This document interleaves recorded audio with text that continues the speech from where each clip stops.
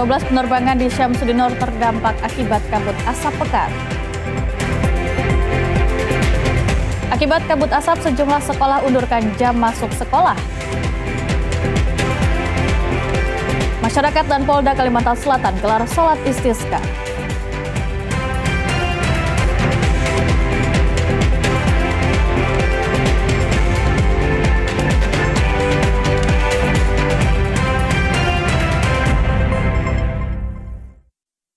Assalamualaikum warahmatullahi wabarakatuh, selamat sore dan salam damai Banua. Pemirsa, Anda kembali menyaksikan Kalimantan Selatan hari ini, edisi Rabu 19 Agustus 2026.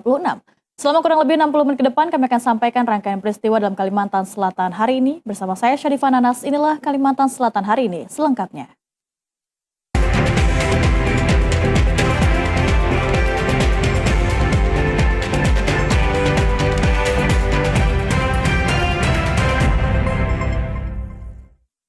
Mengawal informasi hari ini, pemirsa, kabut asap melanda Bandara Internasional Syamsuddinur. Jarak pandang turun hingga 400 meter, 12 penerbangan terdampak. Fenomena kabut asap pekat menyelimuti kawasan Bandara Internasional Syamsuddinur. Akibat penurunan jarak pandang yang drastis hingga menyentuh angka 400 meter, sebanyak 12 penerbangan mengalami gangguan operasional. Penerbangan ini yakni kedatangan sebanyak 4 penerbangan dari Surabaya, Jakarta, dan 2 penerbangan dari Balikpapan. Kemudian 8 keberangkatan terdampak, mulai 2 penerbangan menuju Jakarta, 2 penerbangan menuju Balikpapan, 2 penerbangan menuju Surabaya, 1 penerbangan masing-masing menuju Samarinda dan Semarang. General Manager Bandara Internasional Syamsuddinur, Stepanus Milyas Wardana mengatakan, ketebalan kabut asap mulai mengganggu ruang udara dan area landasan pacu sejak dini hari. Kondisi ini membahayakan keselamatan penerbangan, sehingga sejumlah penerbangan terpaksa mengalami penundaan. Memang terjadi ada beberapa dampak akibat dari kabut asap yang terjadi di sekitar bandara. Perlu diketahui, visibility atau jarak pandang tadi turun hingga ke 400 meter. Sehingga kami ada 8 departure pesawat yang terdampak dan 4 arrival yang terdampak.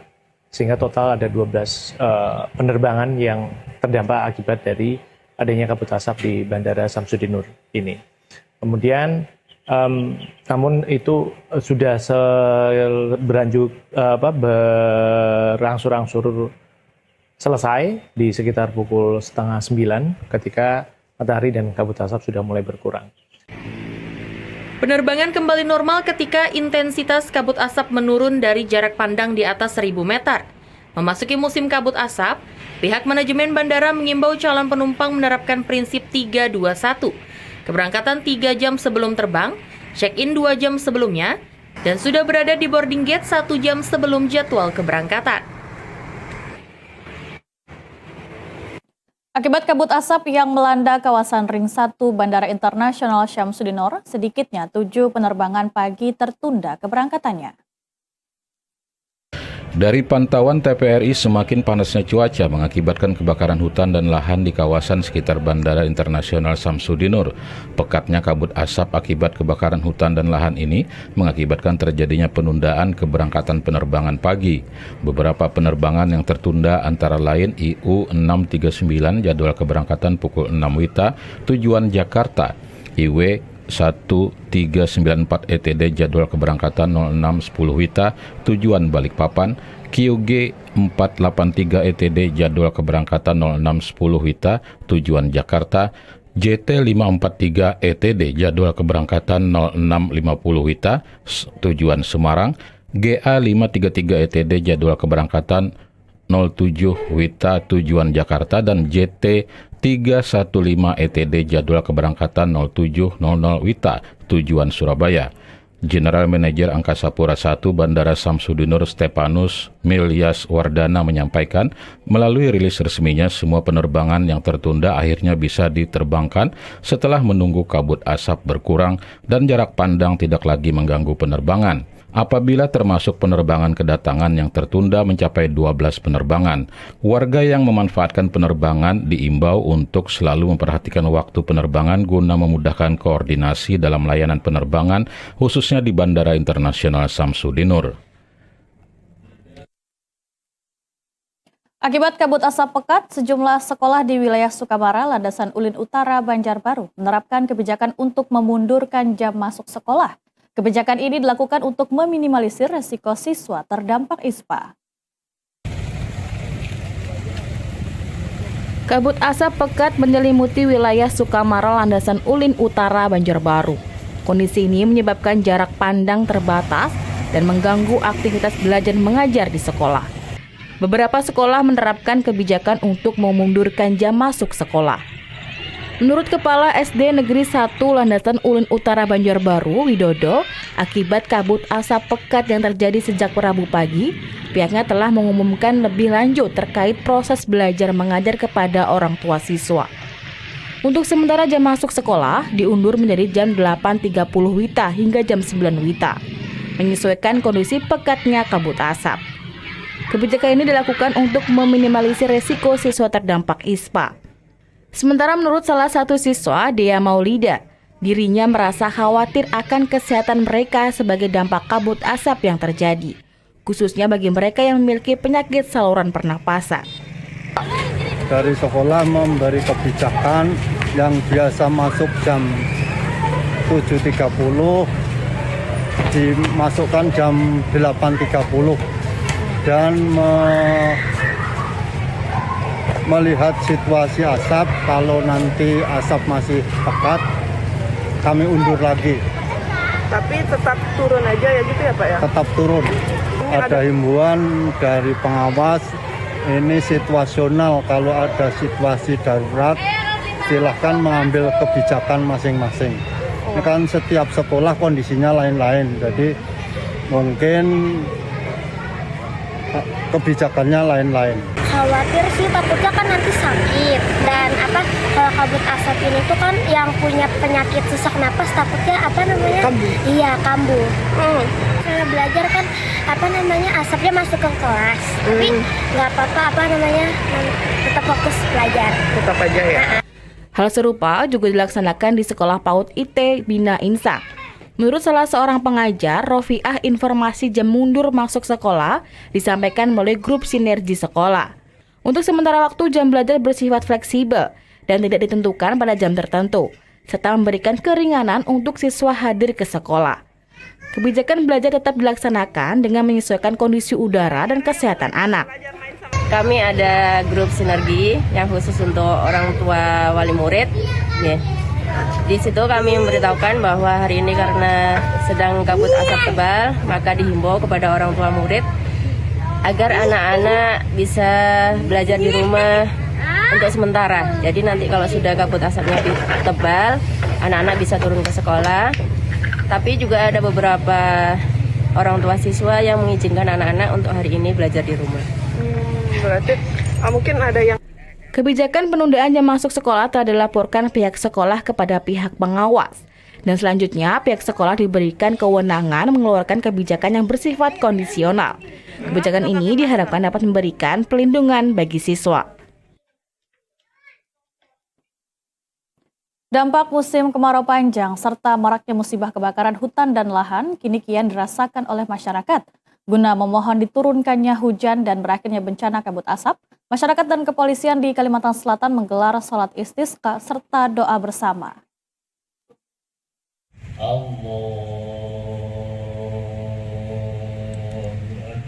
Ribuan jamaah dari jajaran kepolisian, pemerintah, alim ulama, serta masyarakat umum berkumpul secara khusyuk melaksanakan sholat istisqa dan doa bersama di lapangan hijau Sat Brimob Polda Kalsel. Ibadah ini digelar sebagai bentuk ikhtiar spiritual lantaran wilayah Kalimantan Selatan sudah lebih dari 1 bulan tidak diguyur hujan hingga memicu kemunculan titik api dan kabut asap. Kapolda Kalimantan Selatan, Irjen Pol Rosyanto Yuda Hermawan mengatakan, sholat istisqa ini merupakan bentuk ikhtiar spiritual setelah wilayah Kalimantan Selatan dilanda kekeringan tanpa hujan selama lebih dari 1 bulan.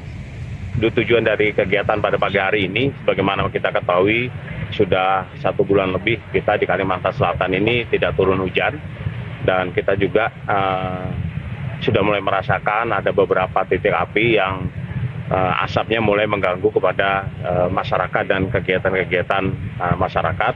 serta dampak dari kemarau yang panjang ini juga berpengaruh kepada peternakan, pertanian, dan roda perekonomian masyarakat, khususnya masyarakat petani.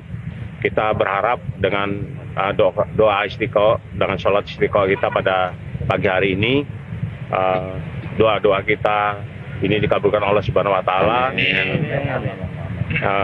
Kita memohon hujan, kita memohon kepada Allah ampunan dosa-dosa kita, dan mudah-mudahan pagi hari ini semua dikabulkan oleh Allah SWT.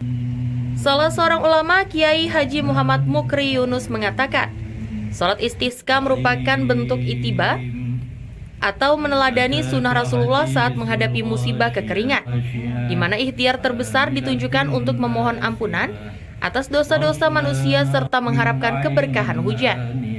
Oleh karena itu kita umat Islam dianjurkan untuk melaksanakan sholat istisqa secara berjamaah. Jadi gunanya untuk memohon kepada Allah, yang utama adalah ampunannya, karena bagaimanapun juga kejadian kerusakan di bumi ini adalah karena dari tangan-tangan manusia itu sendiri. Do'arul fasadu fil barri wal bahri bima kasabat aydin nas. Artinya ini merupakan ujian bagi kita, tapi kita wajib ikhtiar dan berdoa kepada Allah Subhanahu wa taala. Melalui doa bersama ini, jajaran kepolisian dan masyarakat Kalimantan Selatan berharap Allah Subhanahu wa taala mengabulkan permohonan mereka sehingga hujan segera turun dan membebaskan daerah tersebut dari ancaman bencana kekeringan dan kabut asap. Wamenko Pangan berjibaku padamkan karhutlah. Informasinya sesaat lagi, tetaplah bersama kami.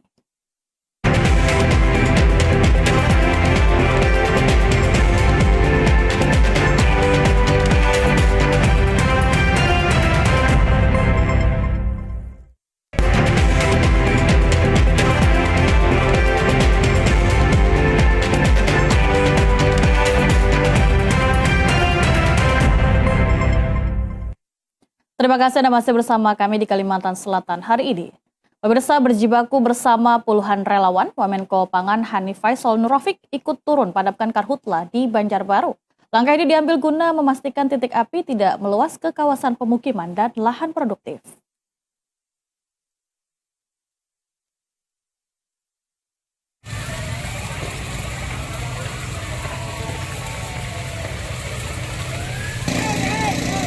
Aksi nyata ditunjukkan oleh Wakil Menteri Koordinator Bidang Pangan Hanif Faisal Nurrafiq saat meninjau lokasi kebakaran hutan dan lahan di wilayah Banjarbaru. Tak sekedar melakukan peninjauan lapangan, ia turun langsung berjibaku bersama puluhan relawan dan petugas gabungan untuk memadamkan kobaran api yang membakar lahan gambut, semak belukar dan galam di kawasan ini. Kondisi cuaca terik disertai angin kencang membuat kobaran api cepat meluas dan menyebarkan asap pekat. Mengenakan perlengkapan keselamatan seadanya, Wamenko Pangan ikut memegang selang dan menyemprotkan air ke titik-titik api yang masih menyala. Wamenko Pangan Hanif Faisal Nurrafiq mengatakan pentingnya sinergi antara pemerintah pusat, pemerintah daerah dan unsur relawan swakarsa dalam mempercepat penanganan karhutlah di wilayah-wilayah rawan seperti di Landasan Udin Selatan ini. Ini tidak bisa parsial penanganannya ya, nggak bisa sektoral. Ini harus semesta, harus semuanya bergerak membagi titik dengan pagar betis. Ini daerahnya rawan sekali. Sepertinya pemerintah Provinsi Kalimantan Selatan perlu mengakselerasi upayanya yang telah dilakukan selama ini, mengkombinasikan semua sisi yang paling mungkin ya. Di antaranya penggerakan masyarakat, seperti tadi kan BPK dari masyarakat tuh, kemudian unit-unit usaha, kemudian dari semua aparatur sipil negara yang bertugas di provinsi maupun kabupaten kota. Ini nggak bisa dianggap remeh, ini apinya terus terjadi. Keterlibatan sektor pangan dalam penanganan karhutlah menjadi vital, mengingat dampaknya yang luas. Pihaknya ingin memastikan area pertanian dan perkebunan warga tidak terancam kobaran api. Selain itu, penanganan cepat dapat meminimalisir kabut asap yang mengganggu aktivitas ekonomi dan kesehatan masyarakat. Wamenko Pangan Hanif Faisal Nurrafik meminta Satgas Karhutla bersiap hadapi kemarau hingga Februari 2027. Wamenko Hanif mendorong Kalimantan Selatan mempercepat pencegahan dan penanggulangan karhutla. Seluruh sumber daya yang tersedia diminta dikerahkan termasuk pengusaha dan perusahaan. Menghadapi potensi musim kemarau panjang hingga Februari 2027, pemerintah bergerak cepat memperkuat mitigasi bencana kebakaran hutan dan lahan. Wakil Menteri Koordinator Bidang Pangan Hanif Faisal Nurrafik saat memimpin rapat koordinasi di Posko Pantau Karhutla di Landasan Ulin Selatan, Banjarbaru, mendorong pemerintah Provinsi Kalimantan Selatan untuk mempercepat langkah-langkah pencegahan dan penanggulangan karhutla di wilayahnya. Dikatakan Hanif Faisal Nurrafik tidak hanya mengandalkan personel pemerintah dan aparat keamanan, ia secara tegas meminta keterlibatan penuh sektor swasta, baik sektor sawit maupun tambang yang beroperasi di Kalimantan Selatan. Diwajibkan menyiagakan sarana prasarana serta tim pemadam untuk karhutla. Pemerintah provinsi, TNI Polri, BNPB tidak mungkin mampu menyelesaikan ini sendiri. Perlu kolaborasi semua pihak. Di antaranya yaitu unit usaha.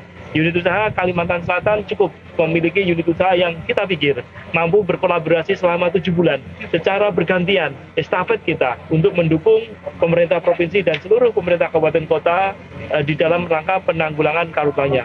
Kemudian dari sisi soft approach, pendekatan sosial masyarakat, ini harus bergerak semua. Tidak bisa dibebankan kepada pemerintah, tetapi keberadaan masyarakat untuk mencegah ini lebih optimal.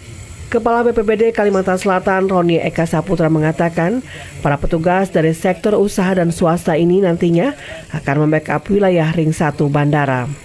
Kami akan mulai membagikan titik-titik koordinat di mana nantinya rekan-rekan dari unsur usaha dan swasta nanti akan bertugas untuk membantu kami dalam penanggulangan kebakaran hutan dan lahan di Provinsi Kalimantan Selatan.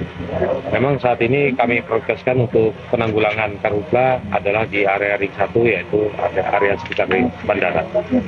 Saat ini penanganan karhutla terus dimaksimalkan baik Satgas Darat maupun Udara. Langkah kolaboratif ini diharapkan dapat meminimalisir potensi timbulnya titik api serta menjaga ketahanan pangan nasional dari ancaman bencana lingkungan. Kabut asap pekat selimuti wilayah Banjarbaru. Jarak pandang cuma kurang dari 2 meter dan pengendara alami sesak nafas di pengayuan Landasan Ulin Selatan. Bencana kabut asap akibat kebakaran hutan dan lahan di Kalimantan Selatan kian memprihatinkan. Di pengayuan Landasan Ulin Selatan, Banjarbaru, kabut asap pekat membatasi jarak pandang hingga tersisa kurang dari 2 meter saja dan membuat sejumlah pengendara mengalami sesak nafas. Ketua Pengayuan Rescue Hendra mengatakan, saat pagi hari kabut asap hanya berjarak kurang dari 2 meter. Banyak pengendara yang berhenti dan sesak nafas terdampak kabut asap harus diamankan di musola terdekat. Kalau tebalnya sekitar jam 5:30 lah. Jadi jarak pandangnya itu cuma 2 meter. Untuk pengendara sendiri seperti apa tadi Pak pagi tadi? Untuk pengendara banyak yang yang berhenti lah karena sesak kan dan tidak bisa melanjutkan perjalanan. Ada yang sesak nafas lah akibat ini? Ada beberapa orang kan yang sesak nafas. Itu pengendara, Mas? Ya, pengendara. Diamankan kemana pengendara tadi? Di Langgar Kuning. Jadi habis itu kita evakuasi ke tempat yang lebih daripada kabut asap. Jadi sudah berkurang lah? Sudah. Hingga saat ini titik api pasca kebakaran lahan dilaporkan masih ada yang belum padam sepenuhnya sejak Selasa malam. Hingga pukul 10 pagi, kabut asap perlahan reda dan arus lalu lintas kembali normal. Karhutla di Banjarbaru meluas ke beberapa titik. Asap pekat di Landasan Ulin Selatan paksa pengendara menepi.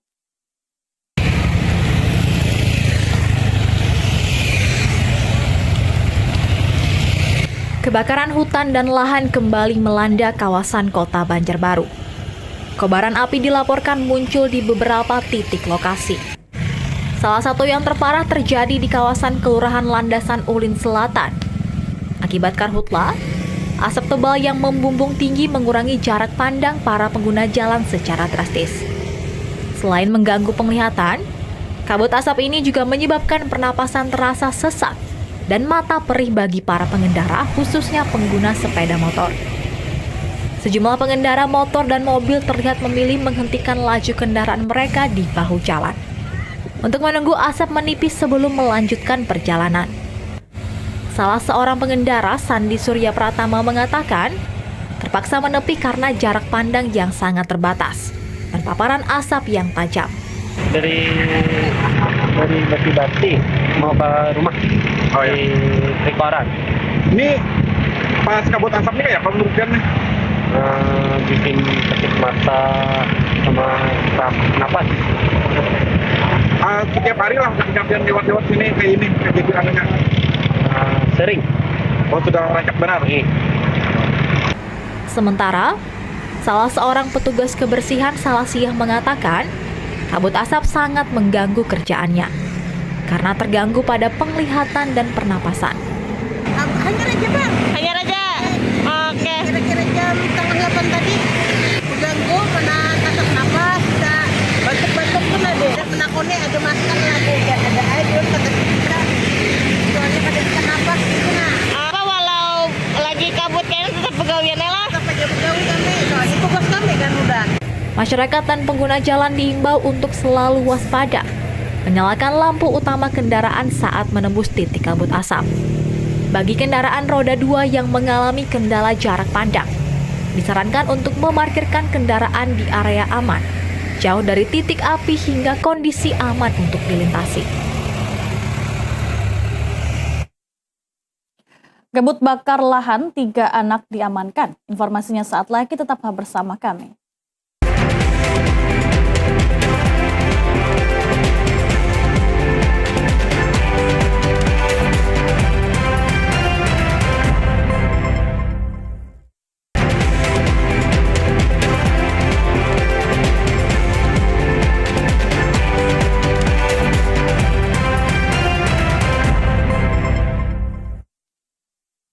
Berdalih bosan atau gabut saat berkumpul, 3 anak di bawah umur di kawasan Jalan Batu Besi, Kota Banjarbaru nekat membakar lahan kosong. Aksi nekat yang dilakukan hingga 3 kali ini berhasil digagalkan petugas relawan sebelum kobaran api meluas.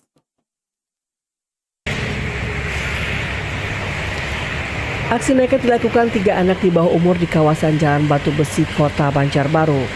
Hanya karena merasa bosan dan tidak ada kegiatan saat berkumpul, salah seorang di antara mereka nekat menyulut api di lahan kosong. Aksi pembakaran ini terungkap setelah diketahui oleh relawan penanggulangan kebakaran yang sedang berpatroli. Terduga pelaku diketahui sudah 3 kali membakar lahan di lokasi yang sama. Dari 3 anak ini, hanya 1 orang yang bertindak sebagai eksekutor, sementara 2 lainnya hanya menyaksikan.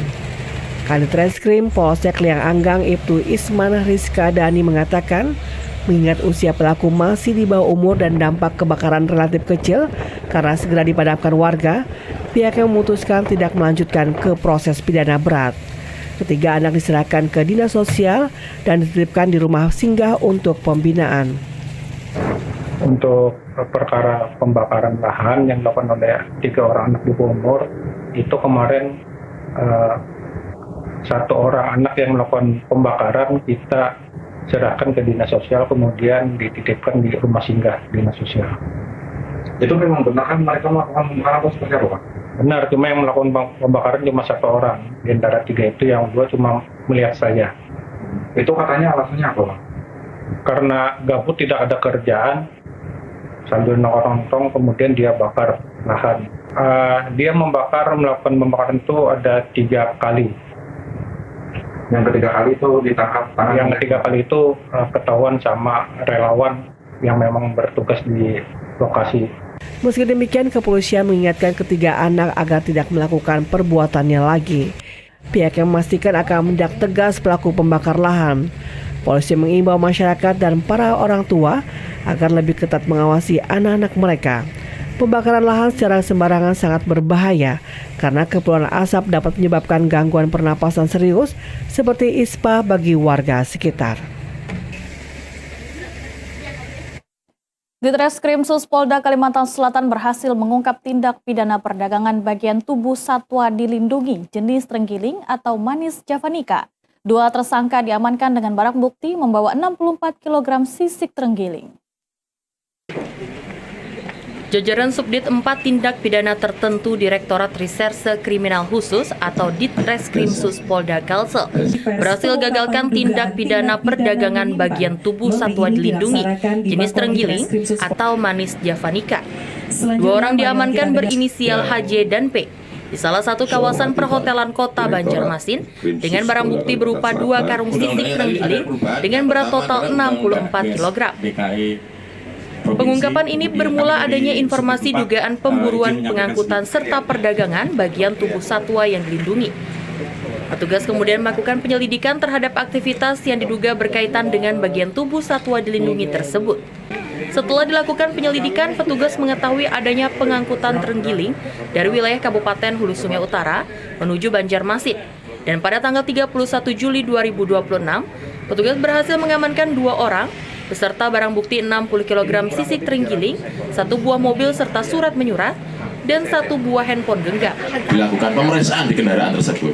Ternyata di dalam kendaraan itu terdapat ada 2 karung warna putih yang diikat dengan rafia merah, yang satunya setelah dilakukan penimbangan itu seberat 33 kg.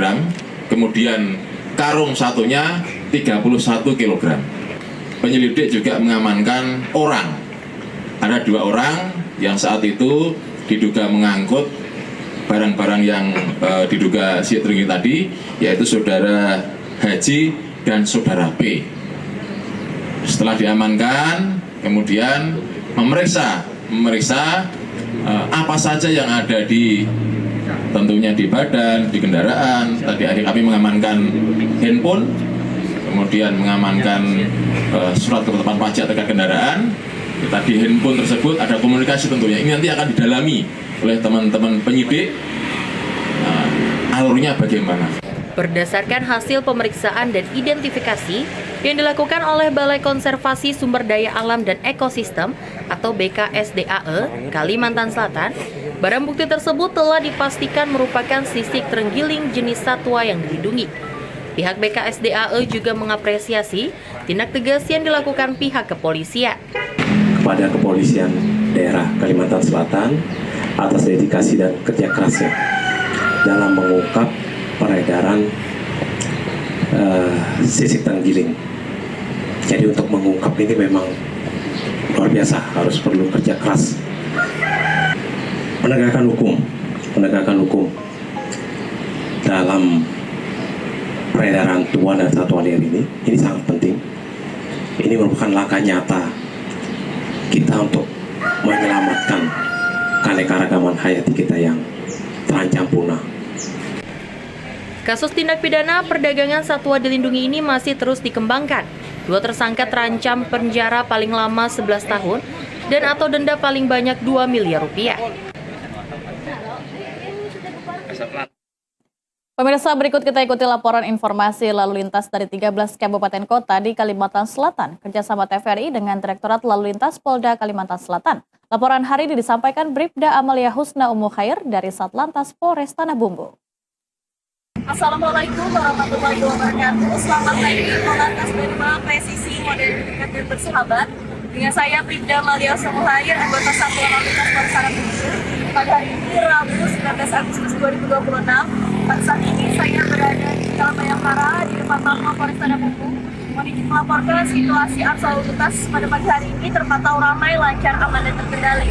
Kami juga menghimbau kepada para pengendara agar selalu berhati-hati di jalan, utamakan keselamatan dan kecepatan. Kami juga menghimbau kepada para pengendara agar selalu berhati-hati dalam berkendara, mengingat kabut saat ini sudah mulai tebal dan juga jarak pandang terbatas. Terima kasih, hanya ini dapat saya sampaikan. Wassalamualaikum warahmatullahi wabarakatuh. Usai jeda akan kami sampaikan informasi lainnya, tetaplah bersama kami di Kalimantan Selatan hari ini.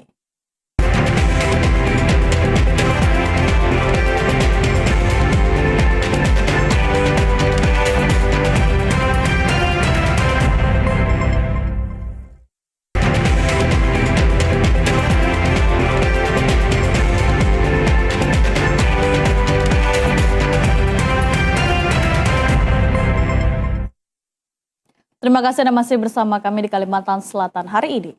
Pemirsa, bukan sekedar bersih-bersih, Universitas Lambung Mangkurat ULM ditantang membuktikan mampu mengelola sampah hingga 100%. ULM didorong menjadi contoh bahwa kampus bukan hanya tempat belajar, tetapi juga bisa menjadi model pengelolaan sampah dari hulu hingga hilir. Tumpukan sampah di lingkungan kampus, sungai hingga kawasan pesisir tidak cukup diselesaikan dengan aksi pungut sampah. Yang menjadi tantangan adalah bagaimana sampah dari sumbernya dapat dipilah, dikurangi, diolah, dan dimanfaatkan kembali agar tidak berakhir menjadi beban lingkungan. Melalui kampanye Bebersih World Clean Up Day, Wamenko Bidang Pangan Hanif Faisal Nurofik mendorong Universitas Lambung Mangkurat menjadi pelopor pengelolaan sampah 100%. Urusan sampah bukan semata persoalan kebersihan. Sampah yang masuk ke sungai, lahan pertanian, dan perairan dapat mengganggu ekosistem yang menopang kehidupan masyarakat. Disinilah pengelolaan sampah berkaitan langsung dengan ketahanan pangan. Lingkungan yang terjaga akan menopang kualitas tanah dan air, sekaligus menjaga sektor pertanian dan perikanan. Kita flag up ataupun launching ataupun mulai start kegiatan World Clean Up Day. Mulai dari ULM, Banjarmasin, Kalimantan Selatan, yang kemudian akan terus diglorifikasikan. Kegiatan ini penting untuk terus menumbuh kembangkan diksi, narasi, diskursus terkait dengan pentingnya kelola sampah di hulu. Jadi sentuhan-sentuhannya menyentuh bagian fondasional atau substansional dari penanganan sampah. Tidak hanya terkait dengan simptomatik ataupun keberadaan sampah yang kelihatan mata, tetapi lebih kepada bagaimana budaya kelola sampah ini harus kita bangun. Kegiatan World Clean Up Day mengajak jutaan pemuda dari Sabang sampai Merauke. Diajak tidak hanya turut memungut sampah, tapi membangun kebiasaan baru dalam mengolah sampah sejak dari sumbernya. Gerakan tersebut diawali di ULM Banjarmasin dan nantinya berakhir di Universitas Atmajaya Jakarta pada Oktober mendatang. Aksi ini menyasar kampus, komunitas, pedesaan, sungai, hingga kawasan pesisir.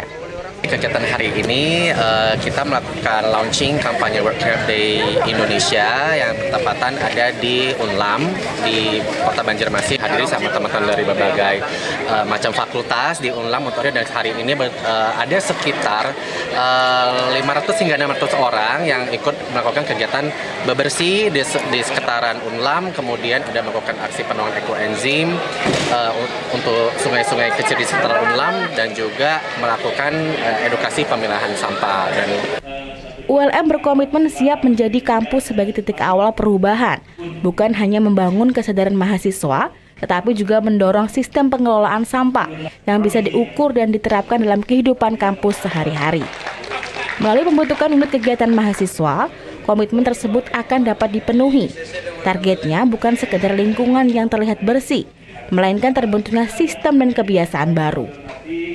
Mudah-mudahan hari ini adalah hari kebangkitan pengelolaan sampah yang lebih bagus, lebih sistematis, dan lebih terkendali terutama harapan Pak Wakil Menko tadi, harapannya ada Universitas Lambung Mangkurat menjadi salah satu kampus percontohan pengelolaan sampah secara mandiri 100%. Dan insya Allah dalam waktu dekat kita akan segera bentuk salah satu unit kegiatan mahasiswa peduli sampah yang diharapkan akan menjadi duta-duta atau wakil-wakil Universitas Mangkurat untuk bekerja sama dengan pemerintah daerah yang ada di Kalimantan Selatan dalam rangka penanganan sampah. Dengan komitmen bersama, para generasi muda diharapkan mampu menumbuhkan kesadaran dan kebiasaan baru dalam mengelola sampah sejak dari sumbernya. Pemerintah Kabupaten Banjar menggelar bakti sosial kesehatan gratis bagi masyarakat yang membutuhkan layanan medis. Beragam layanan diberikan, mulai operasi katarak, sunatan massal, donor darah, hingga operasi bibir sumbing dan langit-langit. Pemerintah Kabupaten Banjar menggelar bakti sosial kesehatan gratis bagi masyarakat yang membutuhkan layanan medis. Berbagai pelayanan diberikan, mulai operasi katarak, sunatan massal, donor darah, hingga operasi bibir sumbing dan langit-langit. Layanan kesehatan ini digelar di Rumah Sakit Umum Daerah Ratu Jereha Martapura sebagai bagian dari rangkaian peringatan hari jadi ke-76 Kabupaten Banjar. Kegiatan menyasar masyarakat yang membutuhkan tindakan medis namun terkendala kemampuan ekonomi. Menariknya, pelayanan tidak hanya dibuka bagi warga Kabupaten Banjar, tetapi juga masyarakat dari daerah lain. Jumlah peserta ada 18 orang, walaupun animonya cukup besar, cuma mungkin karena keterbatasan waktu dan juga keterbatasan tenaga, kita batasi cuma 18 orang. Tapi sisanya insya Allah mungkin akan kami tindak lanjuti dengan kemudian waktu sedang di rangkaian kegiatan ini. Untuk bibir sumbing ada 7 orang, seperti yang disampaikan oleh Pak Asisten tadi. Kita juga yang mendaftar ke rumah sakit untuk operasi bibir, tidak hanya dari Kabupaten Banjar, tapi juga ada di wilayah lain, ada yang di Kalimantan Tengah, kemudian ada yang di Kabupaten tetangga juga. Intinya kami membuka pelayanan tidak hanya untuk masyarakat Kabupaten Banjar. Memang utamanya masyarakat Kabupaten Banjar, tapi ketika yang lain juga membutuhkan, kita bisa terbuka. Melalui kegiatan ini, masyarakat dapat memanfaatkan layanan kesehatan tanpa biaya, sekaligus mendapatkan akses penanganan medis yang dibutuhkan. Pelayanan dijadwalkan berlangsung hingga 23 Agustus 2026 dengan jumlah layanan yang dapat dimanfaatkan masyarakat sesuai kebutuhan. Bertepatan Hari Kemerdekaan pada 17 Agustus kemarin, pemerintah Kabupaten Hulu Sungai Tengah distribusikan beras siam subsidi di Pasar Keramat Barabai. Beras siam subsidi ini dijual hanya Rp10.000 per liternya. Pemerintah Kabupaten Hulu Sungai Tengah bersama Perum Bulog distribusikan beras siam madu ke 15 pedagang beras di Pasar Keramat Barabai. Beras yang disubsidi Rp7.500 per liter ini dinamai beras siam Bupati, sehingga masyarakat dapat membelinya hanya Rp10.000 per liternya. Kepala Dinas Perdagangan Hulu Sungai Tengah, Irfan Sunarko mengatakan, guna banyak masyarakat yang mendapat manfaat subsidi ini, tiap pembeli dibatasi hanya bisa membeli maksimal 5 liter per orangnya. Sementara itu, Kepala Perum Bulog Barabai Rijal Wahyudi saat dikonfirmasi menjelaskan jumlah beras yang disubsidi sekitar 26.650 kg atau setara 35.533 liter. Ia berharap kolaborasi pemerintah daerah dengan Bulog ini memberikan banyak manfaat untuk masyarakat, khususnya dalam menekan laju inflasi. Ahmad Rizky, kontributor TVRI Kalimantan Selatan. Kanwil Direktorat Jenderal Perbendaharaan atau DJPB Kalimantan Selatan menggelar high level meeting evaluasi pelaksanaan APBN semester pertama tahun 2026. Forum ini digelar guna mendorong percepatan penyerapan belanja pemerintah sekaligus memberikan apresiasi kepada sejumlah satuan kerja berprestasi. Kanwil DJPB Kalimantan Selatan mengumpulkan seluruh satuan kerja koordinator wilayah dalam agenda high level meeting evaluasi kinerja APBN semester pertama 2026. Kakanwil DJPB Kalsel Catur Arianto Wibowo dalam pemaparannya disampaikan, penyerapan anggaran di Kalimantan Selatan tercatat positif mencapai 44,7%, berada di atas rata-rata nasional yang berada di angka 41,2%. Meski demikian, DJPB meminta seluruh satker untuk lebih memacu penyerapan belanja barang dan belanja modal yang masih berada di bawah target trajektori triwulan kedua. Selain efisiensi anggaran, satker juga didorong mengadopsi ekosistem digital treasury melalui transaksi non-tunai serta pemanfaatan aplikasi My Interest sebagai instrumen pengawasan manajerial. Salah satu sebagai upaya untuk memberikan apresiasi kami atas kinerja pelaksanaan anggaran tahun 2026, khususnya di semester 1, kami memberikan apresiasi, baik itu dari sisi indikator kinerja pelaksanaan anggaran, kemudian dari kualitas pelaporan keuangan, juga dari transaksi non-tunai atau digital treasury yang kemudian kami lakukan, sehingga nantinya hasil evaluasi ini paling tidak memotivasi bagi satker-satker lain untuk melihat kinerja dari satker yang sudah mendapatkan penghargaan dan kemudian bisa mengambil pelajaran lah untuk perbaikan di semester kedua tahun 2026. Sebagai penutup rangkaian kegiatan, DJPB Kalsel menyerahkan penghargaan kepada sejumlah satuan kerja koordinator wilayah atas capaian kinerja terbaiknya. Dalam penganugerahan ini, LPP TVRI Stasiun Kalimantan Selatan berhasil mendapatkan 2 penghargaan sekaligus, yakni terkait efektivitas penggunaan anggaran dan penerapan anggaran digital. Pemerintah Kabupaten Tanah Bumbu resmi menggelar Car Free Day perdana di kawasan perkantoran pemerintah Kabupaten Tanah Bumbu yang dipusatkan di Jalan Dharma Praja, Kelurahan Gunung Tinggi, Kecamatan Batu Licin. Suasana meriah mewarnai pelaksanaan Hari Bebas Kendaraan Motor atau Car Free Day perdana Kabupaten Tanah Bumbu. Kegiatan diawali dengan senam bersama di depan landmark Bundaran Adipura yang diikuti ratusan masyarakat dengan penuh antusias. CFD perdana ini resmi dibuka Sekretaris Daerah Tanah Bumbu, Yulian Herawati.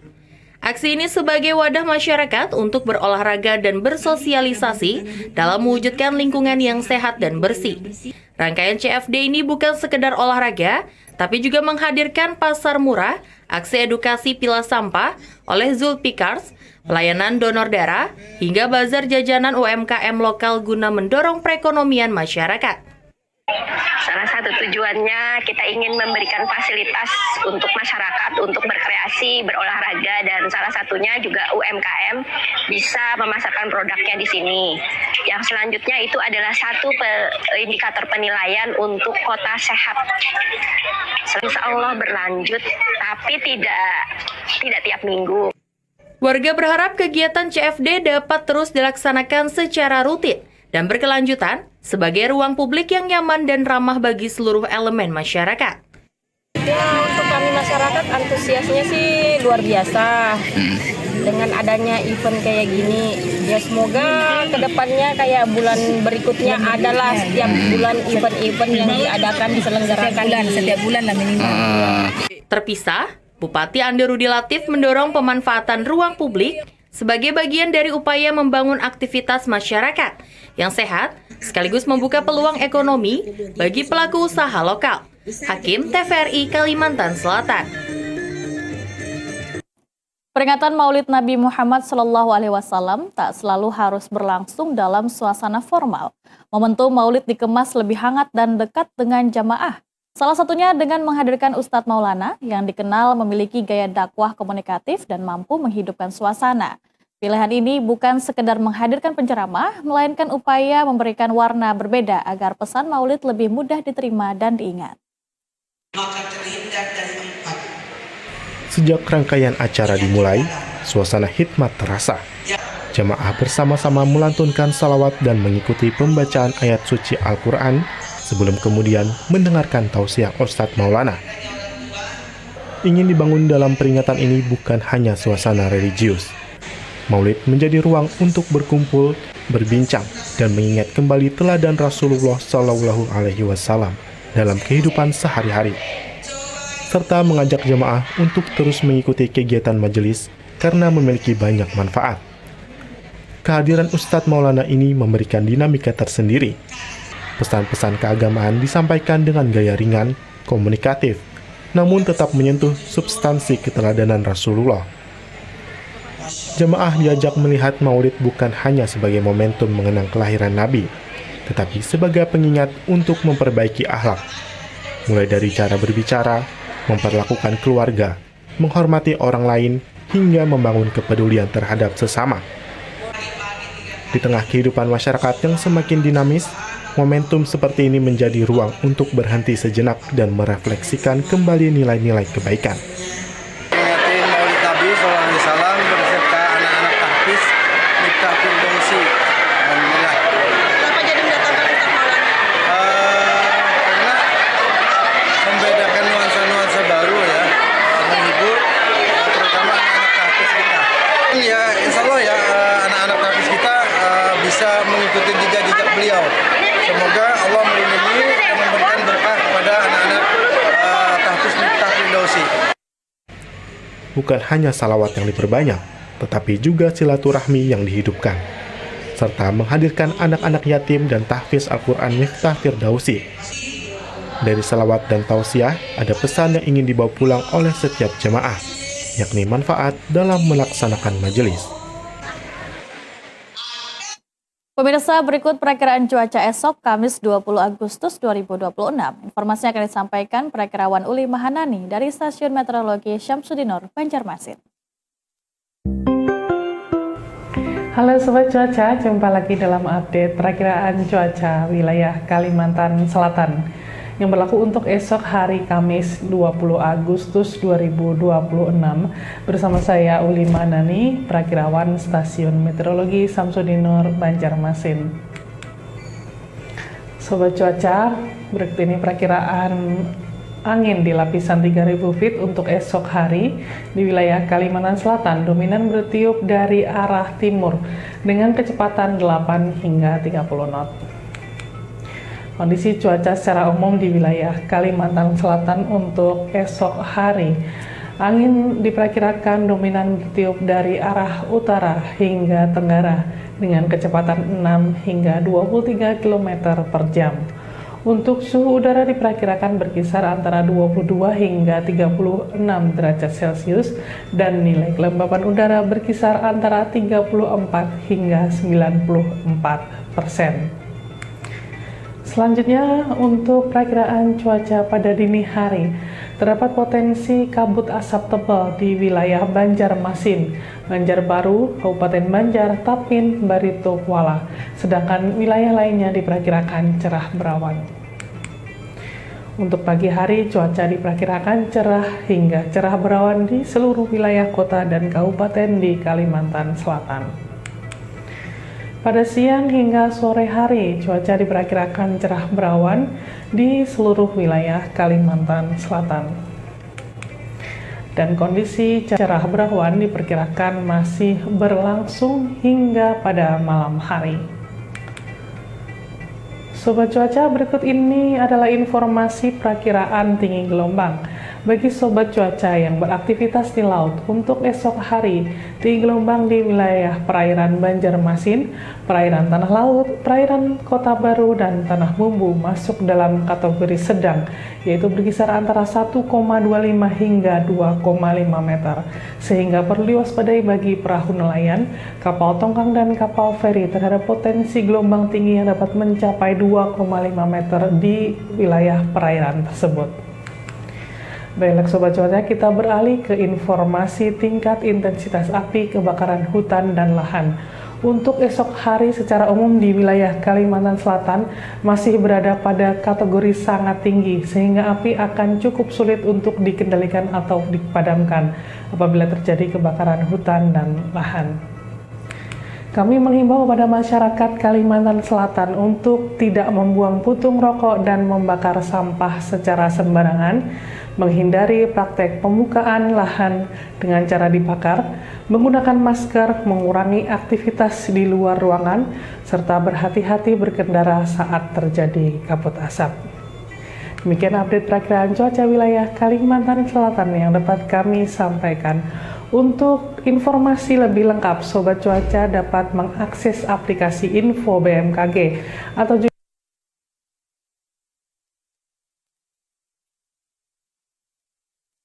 Pemirsa, rayakan HUT ke-81 Kemerdekaan Republik Indonesia, relawan kemanusiaan Kabupaten Kota Baru kibarkan bendera merah putih di bawah laut.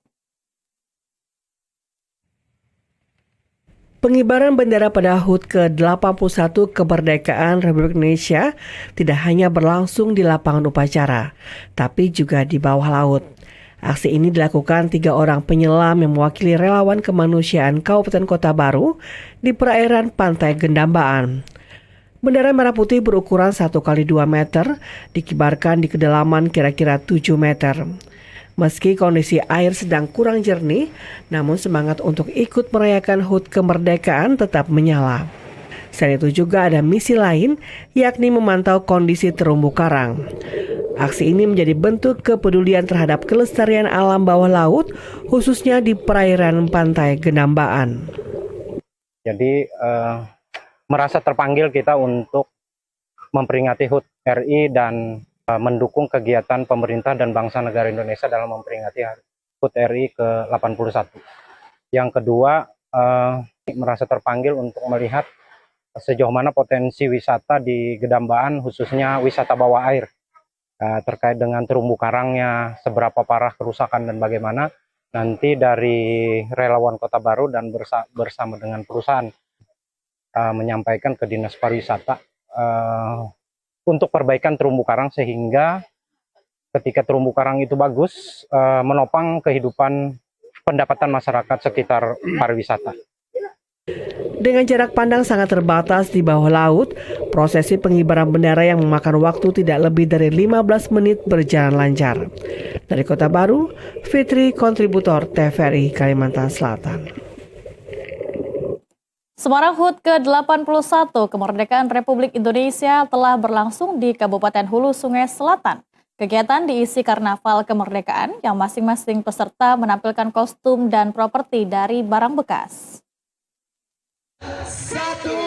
Karnaval kemerdekaan yang diikuti puluhan tim terdiri dari organisasi perangkat daerah, organisasi masyarakat dan sekolah dari tingkat SD hingga SMA ini berlangsung penuh kemeriahan karena masing-masing tim tampil membawakan yel-yel di hadapan para undangan yang terdiri dari pemerintah daerah dan Forkopimda, dan lebih meriah lagi karena semua tim yang ikut pada karnaval ini diwajibkan mengenakan kostum dan properti dari barang bekas yang didaur ulang seperti kardus, kertas koran, hingga botol plastik.